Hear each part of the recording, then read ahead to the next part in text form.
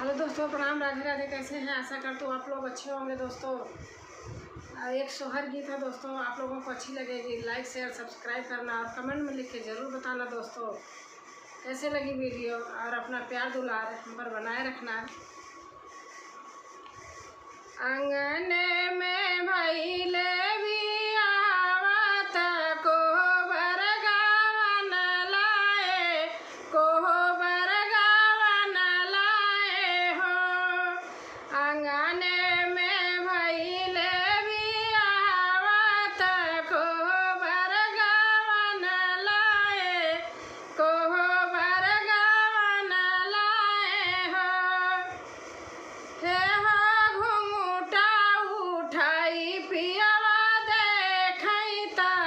धाना बड़ी सुंदर हो,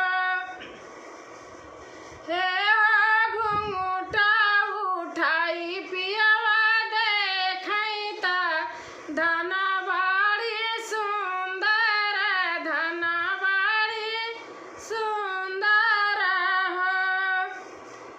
जिनके उघर के जिनके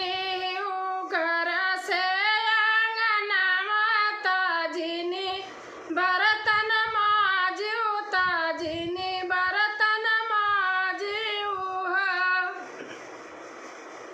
जिनके घर से आंगन माता जिनी बर्तन माजू जिनी बर्तन माजू रानी जिनके मारा सोइया चुनरिया धूमिल हई है, चुनरिया धूमिल हई है। रानी जिनके मारा सोइया चुनरिया धूमिल हई है, चुनरिया धूमिल हई है। के करी हई घर से आंगन माता के ना बर्तन माजी है, ताके ना बर्तन माजी है हो। के करी हई घर से आंगन माता के बर्तन माजी है, ताके ना बर्तन माजी है हो। राजा के ही सीझई राम रसैया चुनरिया हमारी बची है, चुनरिया हमारी बची है हो।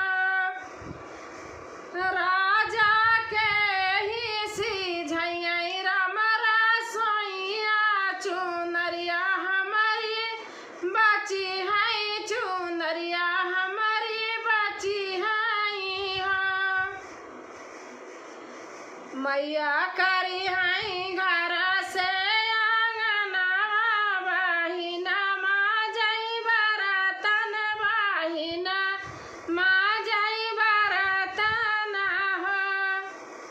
मैया करी हई घर से आंगना बहिना माजई बरतन, बहिना माजई बरतन हो।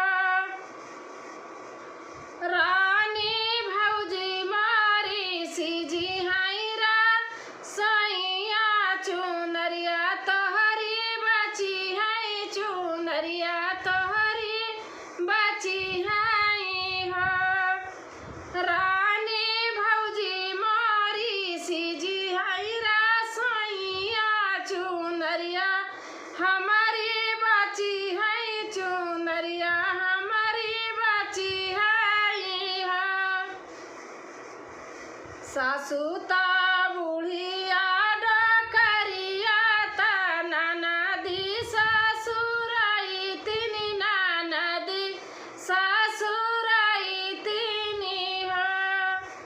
सासू ता हई मोरी बुढ़िया ता ननद ससुरई तिनी, ननद ससुरई तिनी हो। राजा जेठा